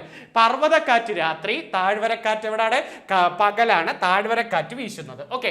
മൺസൂൺ എന്ന പദം ഏത് ഭാഷയിൽ നിന്നാണ്? പ്രീവിയസ് തന്നെ ഞാൻ ആവർത്തിച്ചുകൊണ്ടിരിക്കുകയാണ്. മൺസൂൺ എന്ന പദം അറബി ഭാഷയിലാണ്. മൺസൂൺ കാറ്റിന്റെ ഗതി കണ്ടുപിടിച്ച അറബി പണ്ഡിതനാണ് അതിന്റെ ഹിപ്പാലസ്. മൺസൂൺ കാറ്റിന്റെ ഗതിമാറ്റം ആദ്യമായി കണ്ടെത്തിയതാരാണ്? ഹിപ്പാലസ്. ഇത് ഇത്രയും ഓർത്തു വെച്ചിരിക്കണേ. അപ്പൊ മൺസൂൺ എന്ന പദം ഏതാണ്? അറബി ഭാഷയിലെ പദമാണ്. ഓർത്തു വെച്ചിരിക്കണേ. അപ്പൊ കരക്കാറ്റ് രാത്രിയാണെങ്കിൽ കടൽക്കാറ്റ് എപ്പോഴാണ്? പകലാണ്. ഓക്കെ. ഇനി ഇനി ഇമ്പോർട്ടന്റ് ഈ ഒരു 3 ഐറ്റം ഒന്ന് നോക്കണേ. ദക്ഷിണാർദ്ധ ഗോളത്തിൽ 35 ഡിഗ്രിക്കും 45 ഡിഗ്രിക്കും ഇടയിൽ വീശുന്ന കാറ്റുകളെ വിളിക്കുന്ന പേരാണ് റോറിംഗ് ഫോർട്ടീസ്. ഒന്ന് പഠിച്ചു നോക്കണേ. ദക്ഷിണാർദ്ധഗോളത്തിൽ 35 ഡിഗ്രിക്കും 45 ഡിഗ്രിക്കും ഇടയിൽ വീശുന്ന കാറ്റ് ഏതാണ്? Roaring 40s, അലറുന്ന 40കൾ. ഇത് ചോദിക്കും. ദക്ഷിണാർദ്ധഗോളത്തിൽ 45 ഡിഗ്രിക്കും 55 ഡിഗ്രിക്കും ഇടയിൽ വീശുന്ന കാറ്റുകളെ ഫ്യൂരിയസ് 50s, പേര് തെറ്റിപ്പോരുത്, ഇതിന് ചെറിയൊരു മാറ്റം ഇട്ടായിരിക്കും ഒരു ഓപ്ഷൻ തരുന്നത്. അപ്പം 35 ഡിഗ്രിക്കും 45 ഡിഗ്രിക്കും ആകുമ്പം റോറിംഗ് 40s, 45നും 55നും ഇടയിൽ വരുന്ന ഏതാണ്? Furious 50s, ആർത്തലയ്ക്കുന്ന 50കൾ. ഇനിയാണ്ടോ ഇതും കൂടെ പഠിച്ചേരെ. 55 ഡിഗ്രിക്കും 65 ഡിഗ്രിക്കും ഇടയിൽ വീശുന്ന കാറ്റുകളെ സ്ക്രീമിംഗ് 60s എന്ന് വിളിക്കുന്നു. അലമുറയിടുന്ന 60കൾ, സ്ക്രീമിംഗ് 60s. അപ്പം roaring 40s, furious 50s, screaming 60s. 35 to 45 roaring, 45 to 55 ഏതാ? ഫ്യൂരിയസ്, 55 to 65 ഏതാ? Screaming 60s. ഇത് ആവർത്തിക്കുന്ന ഒരു 12th ലെവൽ പരീക്ഷ ചോദ്യ പേപ്പറാണ്, ഓർത്ത് വെച്ചിരിക്കണേ. അപ്പം കാറ്റുകൾ ഒന്നും കൂടെ ഓർത്തേടെ. കർണാടകയിലെ കാപ്പിത്തോട്ടങ്ങൾക്ക് ചെറി ബോസം, ഉത്തരേന്ത്യയിലെ ലോ, ആസാം, ബംഗാൾ, ബീഹാർ എന്നിവിടങ്ങളിലെ ഇടിയോടുകൂടിയ പേമാരി അതേതെന്ന് ചോദിച്ചാൽ കാൽവൈശാഖി അഥവാ നോർവെസ്റ്റർ. അതുപോലെ ദക്ഷിണേന്ത്യയിൽ വീശുന്നത് മാംഗോ ഷവർ, കേരള കർണാടക തീരങ്ങളിൽ മാംഗോ ഷവർ. വില്ലീസ് എവിടെ? ഓസ്ട്രേലിയ. ഹരിക്കെയിൻ എവിടെ? West Indies. തെറ്റിപ്പോരുത്. മൺസൂൺ എന്ന പദം ഏത്? അറബി ഭാഷയിൽ. വടക്കൻ അമേരിക്കയിലെ റോക്കി പർവ്വതനിരയുടെ കിഴക്കൻ ചെരുവിലൂടെ വീശുന്ന കാറ്റ് ചിനൂക്ക്. മഞ്ഞ് തിന്നുന്നവൻ ചിനൂക്ക്, ചെളി തിന്നുന്നവൻ മിസ്ട്രൽ. സസ്യങ്ങൾക്ക് ദോഷകരം മിസ്ട്രൽ ആണ്. ഹർമാർട്ടൻ ഡോക്ടർ എന്ന പേരിൽ അറിയപ്പെടുന്നു. European Chinook ഫൊന്ന്. മുന്തിരിക്കുലകൾ ഭാഗമാകാൻ ഫൊന്ന്. അതൊന്ന് സെറ്റാണല്ലോ. ഈ ഭാഗം ഒന്നും കൂടെ നോക്കാം. അടുത്ത കറണ്ട് അഫയേഴ്സിൽ നിന്ന് ഒരു ചോദ്യം നോക്കാം. 2025 പരിസ്ഥിതി ദിനത്തിന്റെ പ്രമേയം എന്താന്ന്? ജൂൺ 5 പരിസ്ഥിതി ദിനം. ഈ വരുന്ന പരിസ്ഥിതി ദിനത്തിന്റെ പ്രമേയം പ്ലാസ്റ്റിക് മലിനീകരണത്തെ തോൽപ്പിക്കുക. വേദി പഠിച്ചു വെക്കുക, ഉറപ്പ്. ഞാൻ പ്രതീക്ഷിക്കുന്ന ഒരു ക്വസ്റ്റ്യൻ ആയിരിക്കും ഇത്. ഈ പ്രാവശ്യത്തെ പരിസ്ഥിതി ദിനം എവിടെ വെച്ചായിരുന്നത്? റിപ്പബ്ലിക് ഓഫ് കൊറിയയിൽ വെച്ചാണ്. 24 കൂടെ അങ്ങ് പഠിച്ചേരടെ. ഭൂമി പുനഃസ്ഥാപിക്കൽ, മരുഭൂമിവൽക്കരണം, വരൾച്ച. ഇതായിരുന്നു പ്രമേയം. 2024 പരിസ്ഥിതി ദിന പ്രമേയം ഭൂമി പുനഃസ്ഥാപിക്കൽ, മരുഭൂമിവൽക്കരണം, വരൾച്ച പ്രതിരോധം. വേദി സൗദി അറേബ്യയിലായിരുന്നു കേട്ടോ. അപ്പൊ 2025 എവിടാണ്? Republic of Korea. 2024 എവിടാ? സൗദി അറേബ്യയിലായിരുന്നു പരിസ്ഥിതി ദിനത്തിന്റെ പ്രമേയം. അടുത്ത നോക്കെ. പരിസ്ഥിതി ദിനം ജൂൺ 5. ലോക പ്രകൃതി സംരക്ഷണ ദിനം എന്നാണ്? ജൂലൈ 28. പ്രകൃതി സംരക്ഷണ ദിനം എന്ന ജൂലൈ 28. ലോക കണ്ടൽക്കാട് ദിനം എന്നാണ്? ജൂലൈ 26. കണ്ടൽ ദിനം എന്നാണ്? ജൂലൈ 26. ജൈവ വൈവിധ്യ ദിനം എന്ന? ജൈവ വൈവിധ്യ ദിനം മെയ് 22 ആണ്. ജൈവ വൈവിധ്യ ദിനം. ഭൗമദിനം ഏപ്രിൽ 22 ആണ്. ഭൗമദിനം എന്നാണ്? ഏപ്രിൽ 22 ആണ്. അപ്പൊ കണ്ടൽക്കാട് ദിനം എന്നാണ്? ജൂലൈ 26 ആണ് കണ്ടൽക്കാട് ദിനം. പരിസ്ഥിതി ദിനം എന്ന? ജൂൺ 5. പ്രകൃതി സംരക്ഷണ ദിനം എന്നാണ്? ജൂലൈ 28. അന്താരാഷ്ട്ര ജൈവ വൈവിധ്യ ദിനം എന്നാണ്? മെയ് 22 ആണ് ജൈവ വൈവിധ്യ ദിനം. അടുത്ത ആ പ്രമേയങ്ങളിലെ തണ്ണീർത്തട ദിനത്തിന്റെ പ്രമേയം ആവർത്തിക്കുന്നുണ്ട്. ഈ വർഷത്തെ 2025 തണ്ണീർത്തട ദിനത്തിന്റെ പ്രമേയം എന്നാണ്? തണ്ണീർത്തട ദിനം ആദ്യം അത് പറഞ്ഞ ഫെബ്രുവരി 2 അല്ലേ? ഫെബ്രുവരി 2 അല്ലേ തണ്ണീർത്തടത്തിന്റെ ദിനത്തിന്റെ പ്രമേയം ഒന്ന് നോക്കിയടെ. നമ്മുടെ പൊതുഭാവിക്കായി തണ്ണീർത്തടങ്ങൾ സംരക്ഷിക്കൂ. 24 പ്രമേയമാണ് ചോദിച്ചെങ്കിൽ തണ്ണീർത്തടവും മനുഷ്യക്ഷേമവും. അപ്പൊ 25 ഏതാണ്? നമ്മുടെ പൊതുഭാവിക്കായി തണ്ണീർത്തടങ്ങൾ സംരക്ഷിക്കൂ. 25 ഏതാണ്? തണ്ണീർത്തടവും മനുഷ്യക്ഷേമവും. ലോക തണ്ണീർത്തട ദിനം ഫെബ്രുവരി 2. ഇനി ഞാൻ എഴുതിയിട്ടുണ്ട്. ചിലപ്പോൾ ഇത് ചോദിക്കാം.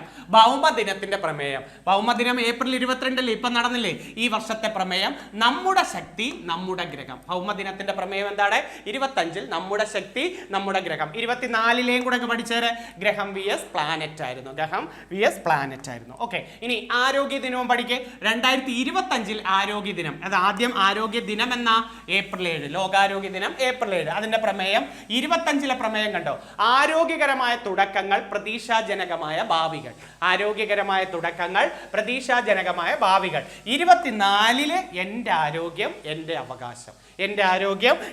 അവകാശം. അടുത്ത നോക്കെ. ജലദിനം മാർച്ച് 22 ജലദിനം എന്ന് പറയുന്നത് അത് ഹിമാനികളുടെ സംരക്ഷണമാണ്. 2025 ജലദിനത്തിന്റെ പ്രമേയം എന്താ? ഹിമാനികളുടെ സംരക്ഷണം. 24 സമാധാനത്തിനുള്ള ജലം എന്നതാണ്. അത് എഴുതിയെടുത്ത് വെച്ച് പഠിച്ചു വെച്ചേക്കണേ. അടുത്തത് നോക്കാം. അടുത്തത് 25 കാലാവസ്ഥാ ദിനത്തിന്റെ പ്രമേയം ചോദിക്കാം. നേരത്തെ നേരത്തെയുള്ള മുന്നറിയിപ്പ് ഒരുമിച്ച് വിടവടയ്ക്കുന്നു. നേരത്തെയുള്ള മുന്നറിയിപ്പ് ഒരുമിച്ച് വിടവടയ്ക്കുന്നു. വേദി ബ്രസീലിലെ ബെലേം എന്ന് പറയുന്നത് ഇത് ചോദിക്കാം കേട്ടോ. കാലാവസ്ഥാ ദിനത്തിന്റെ വേദി എവിടെയാണ്? ബ്രസീലിലെ ബെലേം. അതുപോലെ 24 കാലാവസ്ഥാ പ്രവർത്തനങ്ങൾ മുൻനിരയിൽ നിന്നും വേദി അന്ന് അസർബൈജാനിലെ ബാഗു എന്ന് പറയുന്ന സ്ഥലത്താണ്. ഇത് ചോദിച്ച ഒരു പരീക്ഷയ്ക്ക്. അപ്പൊ അന്ന് ആ സമയത്ത് കഴിഞ്ഞ വർഷത്തെ പരീക്ഷയിൽ LDC പരീക്ഷയിലൊക്കെ ഒന്ന് നോക്കിയാൽ മതി. അസർബൈജാനിലെ ബാഗുലാണ് 24. 25 എവിടെയാണ്? ബ്രസീലിലെ ബെലേം എന്ന് പറയുന്ന സ്ഥലത്താണ്. 25 പ്രമേയം എന്താ? നേരത്തെയുള്ള മുന്നറിയിപ്പ് ഒരുമിച്ച് വിടവടയ്ക്കുന്നു. എന്നാ കാലാവസ്ഥാ ദിനം മാർച്ച് 23 കാലാവസ്ഥാ ദിനം എന്ന് പറയുന്നത്. 2025 വനദിനത്തിന്റെ പ്രമേയം വനവും ഭക്ഷണവുമാണ്. വനദിനത്തിന്റെ പ്രമേയം വനവും ഭക്ഷണവും. 24 വന നവീകരണവും മെച്ചപ്പെട്ട ലോകത്തിലുള്ള പുതിയ പരിഹാരങ്ങളും. അപ്പം വനവും ഭക്ഷണവുമാണ് 25 പ്രമേയം. വനദിനം എന്ന മാർച്ച് 21 വനദിനം. മാർച്ച് 21 ഏതാണ്? വനദിനം. ഇത്രയും ഓർത്ത് വെച്ചിരിക്കണേ. ഏറ്റവും ഇമ്പോർട്ടന്റ് ഈ വർഷത്തെ മാത്രമേ കൊടുത്തോളൂ. എന്നാലും നിങ്ങളെ കയ്യിൽ നോട്ടുകൾ ഉണ്ടെങ്കിൽ ഫുള്ള് നോക്കിയിട്ട് പോവാവും കേട്ടോ. ആ പ്രമേയങ്ങൾ ഒരു പക്ഷേ ചോദിക്കാം. ഒരു പക്ഷേ പലരും ഏറ്റവും കൂടുതൽ ശ്രദ്ധിക്കുന്നത് ഇപ്പൊ ഈ അവസാനം വന്ന ഒരു 3 ചോദ്യ പേപ്പർ കണ്ടാണ്. ലാബ് അസിസ്റ്റന്റ്, സെക്രട്ടേറിയറ്റ്, എക്സൈസ്, ആ മോഡൽ മാത്രം പഠിച്ചോ. അങ്ങനെയൊന്നും ചിന്തിക്കരുത്. കഴിഞ്ഞ LDC മോഡല്, കഴിഞ്ഞ പോലീസ് മോഡല്, അതെല്ലാം കവർ ചെയ്യണം. ഈ അവസാന ട്രെൻഡിങ് മാത്രം പഠിച്ചിട്ട് പോകുമ്പോഴാണ് പിന്നെയും ടെൻഷൻ ആവുന്നത്. നമ്മൾ പ്രതീക്ഷിക്കാതെ ആ ഒരു ടൈപ്പ് ചോദ്യങ്ങൾ മാറിയിട്ട് മറ്റേ ചോദ്യങ്ങൾ വരും. അപ്പോൾ അതുകൊണ്ട് പലരും അവസാനത്തെ പ്രതീക്ഷയോടുകൂടി പഠിക്കാതെ എല്ലാ ഭാഗവും ഒരേപോലെ കണ്ടു. ഓക്കെ, നമുക്ക് പ്രധാനപ്പെട്ട വിപ്ലവങ്ങൾ കഴിഞ്ഞ പോലീസ് പരീക്ഷയിൽ ഒരു ചോദ്യം ഞാൻ കണ്ടതുകൊണ്ട് ഏറ്റവും പ്രധാനപ്പെട്ട വിപ്ലവങ്ങളൊന്ന് നോക്കാടെ. നീല വിപ്ലവം എന്തുമായി ബന്ധപ്പെടുന്നു? മത്സ്യം. നീല വിപ്ലവം എന്തുമായി ബന്ധപ്പെടുന്നു? മത്സ്യവുമായി ബന്ധപ്പെടുന്നതാണ് നീല വിപ്ലവം. ഹരിലാൽ ചൗധരിയും ഡോക്ടർ അരുൺ കൃഷ്ണനുമാണ് നീല വിപ്ലവത്തിന്റെ പിതാക്കൾ. ഹരിലാൽ ചൗധരിയും ഡോക്ടർ അരുൺ കൃഷ്ണനും. ഓക്കെ, ഇനി പരീക്ഷയ്ക്ക് ചോദിക്കുന്ന പ്രധാനപ്പെട്ട എല്ലാം ഞാൻ എഴുതിയിട്ടുണ്ട്. ഒന്ന് നോക്കേ. നീല വിപ്ലവം, മത്സ്യം. നിത്യഹരിത വിപ്ലവം എന്ന് പറഞ്ഞ ഒരു പരീക്ഷയ്ക്ക് ഇപ്പം ചോദിച്ചില്ലായിരുന്നോ? നിത്യഹരിത വിപ്ലവം സാങ്കേതിക വിദ്യയുടെ വികസനത്തിന്റെ പാരിസ്ഥിതിക തത്വങ്ങളുടെയും സംയോജനം. സാങ്കേതിക വികസനത്തിൽ പാരിസ്ഥിതിക തത്വങ്ങളുടെ സംയോജനമാണ് നിത്യഹരിത വിപ്ലവം. ഗോൾഡൻ ഫൈബറും ഉണ്ട്, സിൽവർ ഫൈബറും ഉണ്ട്. ഗോൾഡൻ ഫൈബർ വിപ്ലവം ചണം. സുവർണ്ണ നാരെന്ന് തന്നെ നമ്മൾ വിളിക്കുന്നതും ചണത്തിനെയല്ലേ? ആണ്. ഗോൾഡൻ ഫൈബർ വിപ്ലവം ചണം. സിൽവർ ഫൈബർ വിപ്ലവം പരുത്തിയാണ്. ഗോൾഡൻ ഫൈബർ ചണമാണെങ്കിൽ സിൽവർ ഫൈബർ ഏതാണ്? പരുത്തി. ഹരിത വിപ്ലവം നമുക്കറിയാം ഭക്ഷ്യ ധാന്യങ്ങളാണ്. ധവള വിപ്ലവം പാലും പാലുൽപ്പന്നങ്ങളുമാണ്. റൗണ്ട് വിപ്ലവം അഥവാ വൃത്ത വിപ്ലവം ഉരുളൻകിഴങ്ങ്. ഗ്രേ വിപ്ലവം രാസവളങ്ങൾ. ബ്രൗൺ വിപ്ലവം തുകൽ അല്ലെങ്കിൽ പാരമ്പര്യ ഉൽപ്പന്നങ്ങളാണ്. ബ്രൗൺ വിപ്ലവം. കറുത്ത വിപ്ലവം പെട്രോളിയം. ചുവന്ന വിപ്ലവം തക്കാളിയും ഇറച്ചിയും. പിങ്ക് വിപ്ലവം ഫാർമസ്യൂട്ടിക്കൽ മരുന്ന്, ഉള്ളി, കൊഞ്ച്, ഇതൊക്കെ എന്ത് പറയാം? പിങ്ക് വിപ്ലവമായിട്ട് നമുക്ക് പറയാവുന്നതാണ്. ഓക്കെ, അത് ഇത്രയാണ് ആ വിപ്ലവങ്ങളിൽ. അപ്പം നീല വിപ്ലവം ഏറ്റവും കൂടുതൽ ആവർത്തിക്കുന്നത് ഏതാ? നീല വിപ്ലവം മത്സ്യവുമായി ബന്ധപ്പെടുന്നതാണ് നീല വിപ്ലവം അല്ലേ? സിൽവർ റവല്യൂഷൻ പറഞ്ഞില്ലായിരുന്നല്ലോ അവിടെ? എന്തായിരുന്നു സിൽവർ റവല്യൂഷൻ? അതും കൂടെ പറഞ്ഞില്ലല്ലോ. മുട്ട കേട്ടോ. സിൽവർ റവല്യൂഷൻ ഏതായിരുന്നത്? സിൽവർ റവല്യൂഷൻ മുട്ട ഉൽപാദനവുമായി ബന്ധപ്പെടുന്നതാണ് കേട്ടോ. വെള്ളി രജത വിപ്ലവം അല്ലെങ്കിൽ സിൽവർ റവല്യൂഷൻ ചോദിക്കാം. ഏതായിരുന്നു? മുട്ട. സിൽവർ റവല്യൂഷൻ മുട്ട. ഇത് ഇത്ര ഓർത്ത് വെച്ചിരിക്കണേ. അടുത്ത നമുക്ക് സയൻസിൽ നിന്ന് ഒരു ചോദ്യത്തിലേക്ക് വരാം. സയൻസിലെ ഏറ്റവും പ്രധാനപ്പെട്ട ഒരു ചോദ്യമാണ് രോഗാണുക്കൾ. എപ്പോഴും ചോദിക്കും. പ്രോട്ടോസോവയുടെ 2 രോഗാണുക്കൾ. പ്രോട്ടോസോവ എന്ന് പറയുമ്പോൾ നമ്മൾ വയറുകടി മലമ്പനിയും അല്ലേ ഓർക്കുന്നത്? വയറുകടിയുടെ രോഗാണുവിന്റെ പേരെന്താ? എൻഡമീബ ഹിസ്റ്റോളിറ്റിക്ക അല്ലെ? എൻഡമീബ ഹിസ്റ്റോളിക്കയാണ് വയറുകടിയുടെ രോഗാണുവിന്റെ പേര്. മലമ്പനിക്ക് കാരണമായ പ്രോട്ടോസോവ പ്ലാസ്മോഡിയം പ്രോട്ടോസോവയ. മലമ്പനിക്ക് അതിൽ ഏറ്റവും ഒരു പരീക്ഷയ്ക്ക് ചോദിച്ചായിരുന്നു, ഇങ്ങനെ ചോദിച്ചു. ഏതാണെന്നറിയാമോ? മലമ്പനിക്ക് ഏറ്റവും മാരകമായ മലമ്പനി ഏതെന്ന് ചോദിച്ചാൽ ആ രോഗാണുവിന്റെ പേര് പ്ലാസ്മോഡിയം ഫാൽസിപ്പാരം എന്നതാണ്. ഏറ്റവും മാരകമായ മലമ്പനി ഏതാണ്? പ്ലാസ്മോഡിയം ഫാൽസിപ്പാരം എന്നതാണ്. മലമ്പനി ബാധിക്കുന്നത് പ്ലീഹയിൽ ആണ്. പ്ലീഹയിലാണ് മലമ്പനി ബാധിക്കുന്നത്. മലമ്പനിക്കെതിരെ നൽകുന്ന ഒരു ഔഷധമാണ് ക്യുനൈൽ എന്ന് പറയുന്നതാണ് മലമ്പനിക്ക് ഔഷധമായി കൊടുക്കുന്നത്. മലമ്പനി പരത്തുന്ന കൊതുക് വർഗം ഏതാ? അനോഫിലസ് പെൺകൊതുകുകളാണ് മലമ്പനി പരത്തുന്നത്. അലോഫിനസ്. മന്ത് പരത്തുന്നതോ? ക്യുലെക്സ് അല്ലെ? മന്ത് പരത്തുന്നത്. മലമ്പനിക്ക് കാരണമായ അനോഫിലസ് ആണെന്ന് കണ്ടെത്തിയത് ഇന്ത്യൻ വംശജനായ റൊണാൾഡ് റോസ് ആണ്. മലമ്പനിക്ക് കാരണമായത് അനോഫിലസ് പെൺകൊതുകുകളാണെന്ന് കണ്ടെത്തിയത് ആരാണ്? Ronald rose. മലേറിയ ദിനം ഏപ്രിൽ 25. ബ്ലാക്ക് വാട്ടർ ഫീവർ എന്നും ചതുപ്പ് രോഗം എന്നും വിളിക്കുന്നത്, ബ്ലാക്ക് വാട്ടർ ഫീവർ എന്നും ചതുപ്പ് രോഗം എന്ന് വിളിക്കുന്നത് എന്തിനെയാണ്? മലേറിയയാണ് അല്ലെങ്കിൽ മലമ്പനിയാണ് അങ്ങനെ വിളിക്കുന്നത്. കുറച്ച് ടെസ്റ്റുകൾ നോക്കാം. വൈഡൽ ടെസ്റ്റ് ഏതാ? ടൈഫോയിഡ്. വൈഡൽ ടെസ്റ്റ് ഏതാണ്? ടൈഫോയിഡ്. ടൈഫോയിഡിന്റെ രോഗാണുവിന്റെ പേരെന്താ? Salmonella typhi. അപ്പൊ വൈഡൽ ടെസ്റ്റ് ഏത് രോഗവുമായി ബന്ധപ്പെടുന്നു? ടൈഫോയിഡ്. ഡിഫ്തീരിയ നമ്മൾ പഠിച്ചിട്ടില്ലേ? ടൈഫോയിഡ് ബാധിക്കുന്ന അവയവം ഏതാണ്? ടൈഫോയിഡ് കൊടല. ഡിഫ്തീരിയ ബാധിക്കുന്നതോ? തൊണ്ടയാണ് അല്ലെ. ഡിഫ്തീരിയയുടേത് ഷിക്ക് ടെസ്റ്റ് ആണ്. വൈഡൽ ടെസ്റ്റ് ടൈഫോയിഡ് ആണെങ്കിൽ ഷിക്ക് ടെസ്റ്റ് ഏതാണ്? ഡിഫ്തീരിയ ആണ്. Okay, diphtheria. ഇഷിഹാര ടെസ്റ്റ് വർണ്ണാന്തത അല്ലെ. വർണ്ണാന്തത നിർണ്ണയിക്കുന്ന ടെസ്റ്റ് ഏതാണ്? ഇഷിഹാര. മറ്റൊരു പേര് പറഞ്ഞേ? ഡാൾട്ടനിസം. വർണ്ണാന്തതയുടെ മറ്റൊരു പേര് ഏതാണ്? ഡാൾട്ടനിസം. ജോൺ ഡാൾട്ടൻ ആ രോഗം ഉണ്ടായതുകൊണ്ടല്ലേ നമ്മള് വർണ്ണാന്തത എന്ന് വിളിക്കുന്നത്. റോസ് ബംഗാൾ ടെസ്റ്റ് നിശാന്തതയാണ്. റോസ് ബംഗാൾ ടെസ്റ്റ് ഏതാണ്? നിശാന്തത. പാസ്മിയർ ടെസ്റ്റ് ഗർഭാശയ ക്യാൻസർ ആണ്. പാപ്സ്മിയർ ടെസ്റ്റ് ഏതാണ്? ഗർഭാശയ ക്യാൻസർ. മാമോഗ്രാഫി ടെസ്റ്റ് സ്തനാർബുദമാണ്. മാമോഗ്രാഫി ടെസ്റ്റ് ഏതാണ്? സ്തനാർബുദം. അപ്പൊ Widal test typhoid, Schick test diphtheria, Ishihara test വർണ്ണാന്തത, റോസ് ബംഗാൾ ടെസ്റ്റ് നിശാന്തത, പാപ്സ്മിയർ ടെസ്റ്റ് ഗർഭാശയ ക്യാൻസർ, മാമോഗ്രാഫി ടെസ്റ്റ് ഏതാണ്?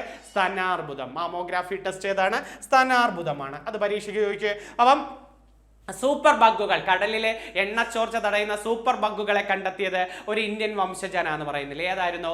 അത് ആനന്ദമോഹൻ ചക്രവർത്തി അല്ലെ. പനികളിൽ ഏറ്റവും പ്രധാനപ്പെട്ട എലിപ്പനി മാത്രം ബാക്ടീരിയ അല്ലെ. എലിപ്പനി മാത്രം ബാക്ടീരിയ. അഞ്ചാമനി, കുരങ്ങുപനി, പന്നിപ്പനി, പക്ഷിപ്പനി ഇതെല്ലാം വൈറസ് പറയാം. പക്ഷേ എലിപ്പനി ഏതിപ്പോടെ? എലിപ്പനി ബാക്ടീരിയ. എലിപ്പനിയുടെ രോഗാണുവിന്റെ പേരെന്താ? ലെപ്റ്റോസ്പൈറ ഇക്ടറോഹെമറാജിക്ക അല്ലെ. ലെപ്റ്റോസ്പൈറ ഇക്ടറോഹെമറാജിക്ക. BCG വാക്സിൻ എതിർക്കുന്നത് ഏത് രോഗത്തിന്? ക്ഷയമാണ്. രോഗങ്ങളുടെ രാജാവ് എന്ന് വിളിക്കുന്ന ക്ഷയമല്ലേ? അന്ന് രോഗങ്ങളുടെ രാജാവ് ക്ഷയമാണ്. രാജകീയ രോഗം, ക്രിസ്മസ് രോഗം എന്നൊക്കെ വിളിക്കുന്നതോ അത് നമ്മുടെ ഹീമോഫീലിയാണ്.